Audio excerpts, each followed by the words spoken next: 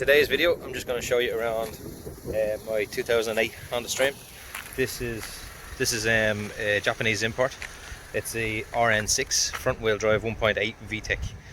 Now, I have a family of three young kids, and this is a 7-seater car, and I find it a little bit difficult to get 3 kids in here with prams, buggies, and all the baby stuff that comes with it. So I just want to show you around before you go buy one. I love it, but it is a bit awkward with a family of 3. So I'll show you around the car anyway, and yeah, and you can decide then for yourself if you want to go for one or not. But yeah, this is the car.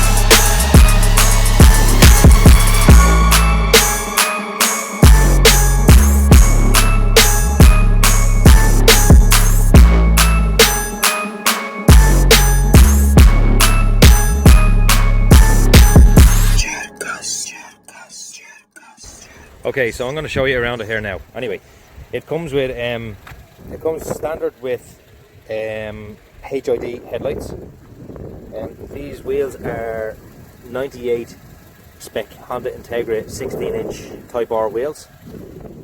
Didn't come standard with them, I bought them myself. I have curtains.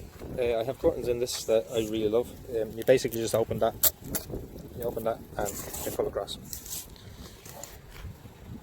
They block a lot of the sunlight. We originally got them because I'll put that on later. We originally got them because my wife was breastfeeding, and the curtains, the ones that you stick to the windows, they weren't that good. So we just got these instead, and these were fantastic. So because you could just pull them whenever you needed to, and you can still obviously higher and lower the windows as well, no problems. They stick on just here, right on the front of the rail. Anyway, I also put these in just sort of little kick pads to keep the original mats in good condition. all you need to do is just put a couple of holes into the carpet there itself, and they just bolt straight on. So when I take that up, you wouldn't even notice those holes were there. So I can take them out when it's finished, when I'm finished with the car, and you wouldn't even notice that they were there. I'll talk about the head unit now in a second. I've also painted the black emblem in the steering wheel, because the silver was starting to scratch off on the original, so I decided just to paint it black. And as a lot of people are putting in a new emblem. They're putting in a new emblem here. You can buy a new emblem and it just sits over that, it just sticks onto it. But the problem I think would be is that this is fairly flush, and if I put another emblem on it, it would just sit up too far. So that's why I want to keep it low or as original looking as possible. I also put this in. It's a fuchsia nut and a tungsten nut. So I just like it. Anyway, that's it. But anyway, what you're probably really looking for is how much space there is in this. There's a cubby hole here, glove box, cubby hole here, cubby hole there, cup holder, cubby hole. Under here we have the video input, so you can play videos up on your screen here. You also have a 12-volt power supply. You have air conditioning. You have an automatic gearbox with 5-speed automatic gearbox, and you can drive in first and second if you have a heavier load or anything like that. There was a problem with the gear solenoid, and sometimes on your drive panel here, it would be stuck. It would be basically the D would be flashing on that drive panel, and it would change through gears weird. It wouldn't change gears properly. So sometimes it would go from first to second and skip third, and then some other times it might go from first to third and skip second. So it was doing that for a while, and that was mainly because I was driving it hard. And when you drive it hard, it doesn't like it. It's a family car. It's not meant to be driven hard at all. So the car didn't like when I drove it hard like that. But I bought a solenoid, and I was going to change it, but then the car fixed itself, and I didn't need to change the solenoid. I still have it at home. So I have a brand new solenoid there at home to change.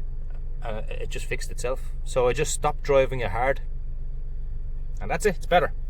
So anyway, what you're really here for is to see how many seats or how many people you can actually fit into it. It's a 7-seater, but it's more for 7 small people. It's not for... I have 3 babies, and they all have a baby seat. This is just one of them. The other 2 are at home. I have a high booster seat in here. I have a 6-year-old, a 4-year-old, and a 2-year-old, okay?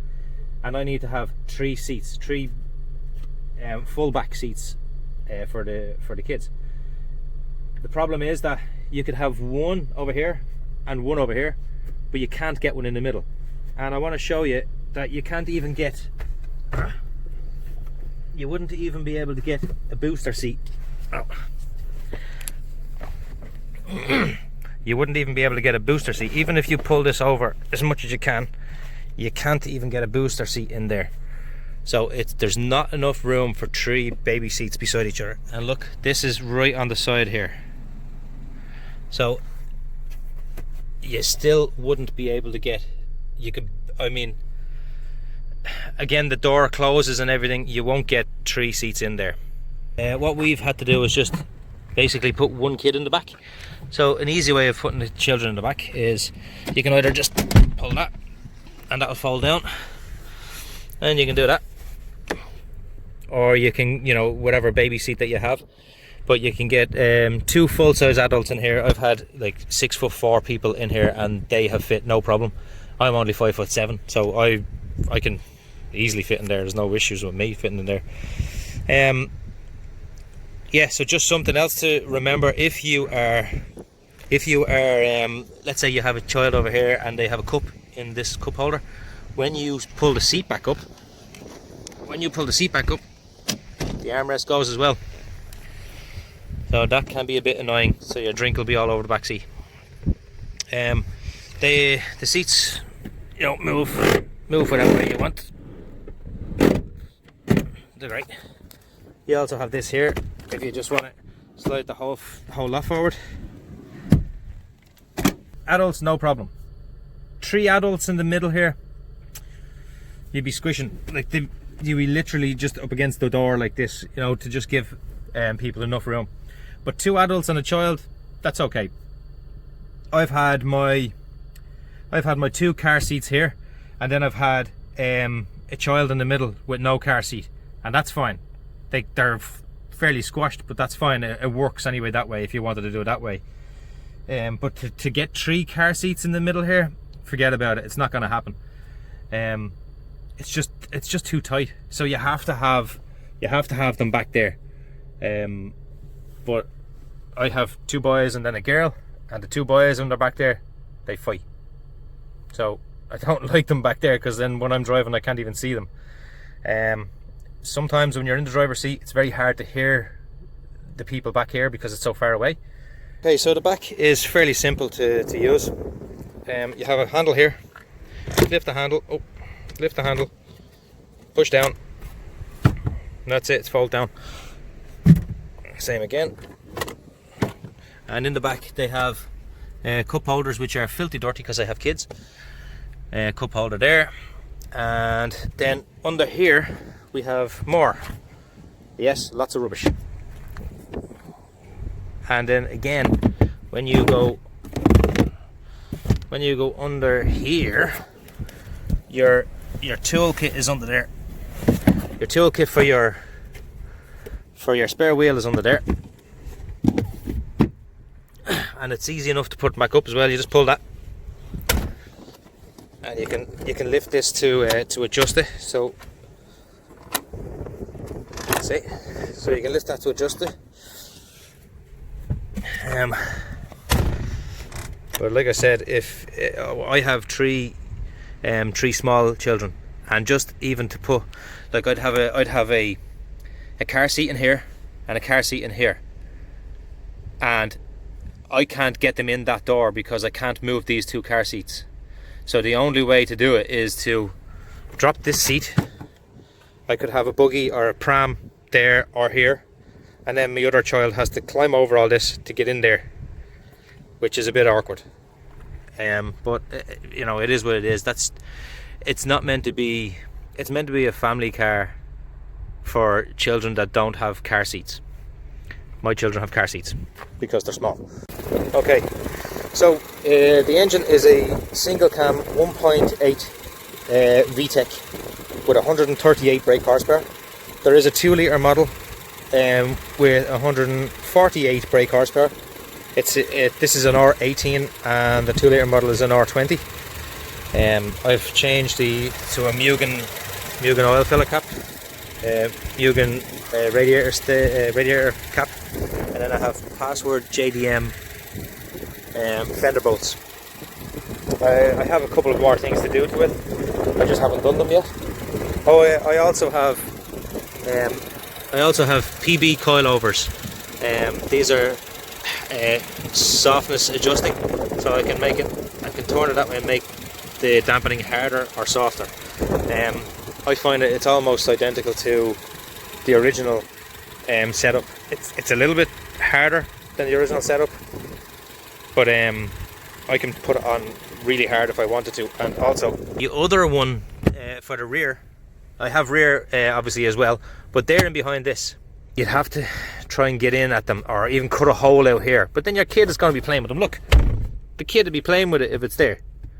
If you have a hole here, your child is just going to be playing with the fucking dampening things. So you can adjust them no problem on the front, but on the back it's just too awkward to get in at them. So you'd have to either leave them on hard or leave them on soft. If you leave them on hard, your children will have no teeth. But anyway, I've also got a Blitz flat panel air filter in here. It maybe gives me about 2 more horsepower, but it's not really worth it. You know, I just like it because it gives the engine a little bit more air to breathe. It's not so restrictive, what I was talking about earlier about the gearbox. There's a gearbox solenoid. Where is it now? It's that there. Is there? This here, these two here, is the gearbox solenoid, and when you get a little D flashing on your dashboard, that's where it all comes from. Like it's this that is not engaged in the gear properly, so you have to change that. Now you can get them from Honda for like €400, or you can buy them a spurious part, and I think it cost me €50. I never changed it. That's still the original one. It started to flash, and then I just left it alone, and it just got better itself, and it fixed itself because it's Honda, and they fixed themselves. They're awesome. The stereo is this has a hard drive built into it, and the hard drive built into the stereo will give you about 120 albums. Okay, so a couple of thousand songs you will fit inside this. It also has the GPS unit, but this GPS unit is, as you can see, it's Japan only. So I've heard that you can get a chip put into it, re-chipped, and you can get the European one or whatever country you're in. The hard drive inside of it is this one here, and I can set. You can have 120 different albums in it. You can go through them with these ones. No, that's the wrong way. Doesn't matter. Anyway, yeah, you can have a lot of different albums in it. Or you can put in a CD, and every time you put a CD in, it will copy it until you fill the hard drive up, and then you can't copy anymore, obviously. So you have FM, AM, TV, but you can only get the TV if you have an antenna. The sound container, which is all your saved albums and stuff. You have a CD, and then this one here is written in Japanese, but I'm assuming it's AUX, because when I plug in my AUX cable to this, and let's say I'm playing YouTube or something, if I press that, it will come up in here, so I get the sound through the speakers from YouTube, which is brilliant. It's fantastic, because I could have the kids in the back and they are watching my phone or something like that, YouTube, and I just have it all coming through the sound in the stereo, which is fantastic. I love that. It's brilliant. Yeah, it also folds out to get your new CDs in. There's where the CD goes there. You have a little close button. There's not much else I can say about the car apart from it's a Honda, and you don't get that many problems with a Honda, and the problems that you do get, they usually fix themselves. But the biggest problems I've had with this is I hit a very big pothole one night, and I didn't see it. It was pitch dark. I hit the pothole and I burst my suspension strut, and when I burst the suspension strut, I had to go get new suspension, obviously, and I looked into buying new suspension from Honda, and it was like €700 for one strut without the spring, one strut. And when you're replacing one side, you should replace the other side as well. So if you're replacing one on the front, you should replace the second one on the front. But that would have been €1,400 just for two front struts, where I got these PB coilovers, and PB, by the way, stands for fat balls. Yeah, look it up. Fat balls. PHAT. Anyway, the PB coilovers that I got them for €1,000, and the back is the lowest it goes. I'm sure it goes a little bit lower, but this is as low as I want the car, because if I have this car any lower, I can't get into underground car parks because it scrapes the front bumper and the back bumper and so on. I can't get over ramps because it scrapes all the exhaust underneath. So this is as low as I want to go in this car. I can go a little bit lower, but I don't want to really.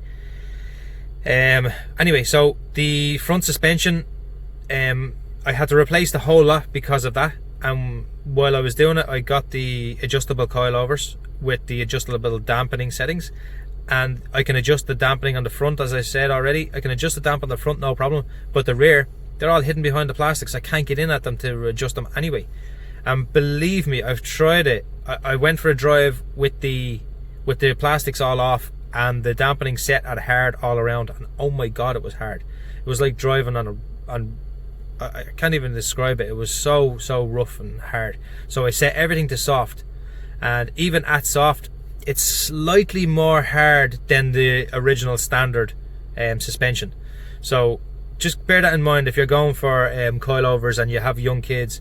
You still want them to have their teeth when they're older, don't you? Because you don't want them to rattle their teeth out with the hard suspension.